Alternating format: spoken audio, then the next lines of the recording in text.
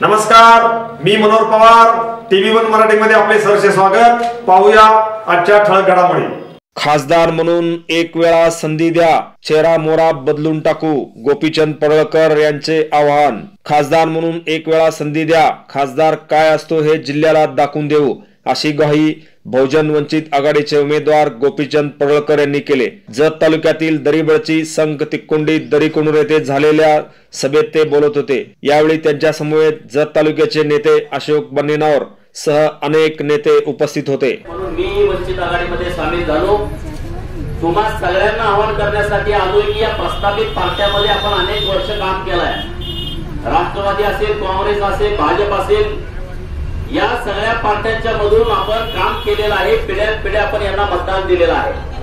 तरी सुद्धा आपल्या जीवनामध्ये काही बदल करत नाहीत. दुष्काळी पट्ट्यातल्या लोकांच्या प्रश्नाशी या लोकप्रतिनिधींचे बांधिलकी नाही.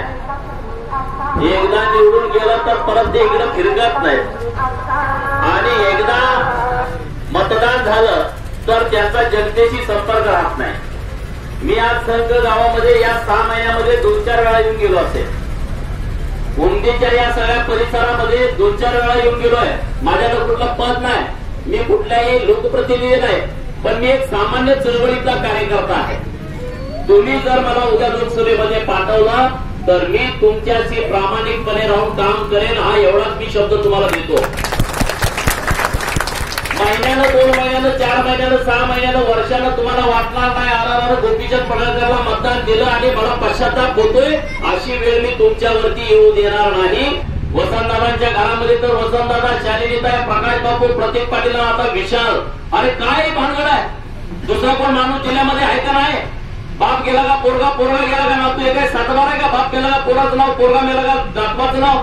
याच्यावरती तुम्ही विचार करणार आहे का नाही करणार? मी काय वसंतदादांच्या विचाराच्या विरोधामध्ये नाही आहे, पण हे त्यांचे द्वारच वसंतदादांच्या विचाराशी प्रामाणिक नाही आहेत. आपण सगळे या जिल्ह्यातली जनता हीच वसंतदादांच्या विचाराचे वारस आहोत, ही गोष्ट तुम्ही ध्यानामध्ये ठेवा. तुम्ही म्हणता तुम्हाला खासदार करून आम्हाला काय मिळणार आहे? मी तुम्हाला काही स्वप्न वेगळी दाखवत नाही, पण जर तुम्ही मला खासदार म्हणून निवडून दिलं तर या गावगाड्यातल्या शेवटच्या माणसाचा प्रश्न मी सरकार दरबारी प्रामाणिकपणे मांडेल, हे मी तुम्हाला शब्द देतो. प्रामाणिकपणे पोट किलकिलं मांडेल. त्याचा आवाज एकदम बाहेर कसं ठेवणार नाही. दर 2 महिन्याला तुमची आढावा बैठक येईल. जनतेचा आणि प्रशासन अधिकारी यांची आढावा बैठक येईल. 2 महिन्याला तुमचा काय प्रश्न आहे? एमएससीबीची अडचण आहे, पोलीस स्टेशनची अडचण आहे, तहसीलची अडचण आहे, प्रांत ऑफिसची अडचण आहे, कलेक्टर ऑफिसची अडचण आहे, पंचायत समितीची अडचण आहे, बांधकाम विभागाची अडचण आहे, कृषी खात्याची अडचण आहे, इरिगेशन डिपार्टमेंटची अडचण आहे. तुमचा कुठलाही प्रश्न आहे, तुम्ही फक्त आढावा बैठकीला खासदारांच्या यायचं. एका बाजूला अधिकारी असतील, तलाठी अण्णासाहेब, सर्कल, तहसीलदार, प्रांत ऑफिसचा माणूस, कलेक्टर ऑफिसचा माणूस, या सगळ्या डिपार्टमेंटची लोक असतील. तुम्ही म्हणलं माझं एमएससीबीचं कोटेशन 2 महिने झालं भरलंय, मला काय मिळालं नाही? एमएससीबीचा अधिकारी तुम्हाला तिचा रिप्लाय देईल. हे कधी इतिहासामध्ये घडलं नव्हतं, हे मी तुम्हाला करून दाखवतो. करण्याची ताकद त्या लोकप्रतिनिधीमध्ये आहे आणि त्या खासदारकीला ते अधिकार आहे. खासदार म्हणजे काय? खासदार म्हणजे रस्ते करणं, देवळं बांधणं, गटारे बांधणं, घरामध्ये डाम लावणं, यासाठी खासदारकी नाही. हे रुटीन वर्क आहे त्यांचं. खासदारकी यासाठी आहे दिल्लीमध्ये संसदेत जाऊन तुमच्या बाजूचे, तुमच्या हिताचे, शेतकऱ्याचे, कष्टकऱ्याचे, युवकांचे, विद्यार्थ्यांचे, व्यापाऱ्यांच्या हिताचे कायदे करण्यासाठी खासदाराला निवडून द्यायचं असतं. खासदाराला निवडून द्यायला या जिल्ह्यातल्या लोकांची जिरवाजिरवी करायसाठी खासदार नसतो. लोकांना उलट बोलायचं, लोकांना दम देण्यासाठी खासदार नसतो. खासदार हा संसदेमध्ये कायदे निर्माण करण्यासाठी असतो. या गोपीचंद पडळकरला तुम्ही निवडून द्या.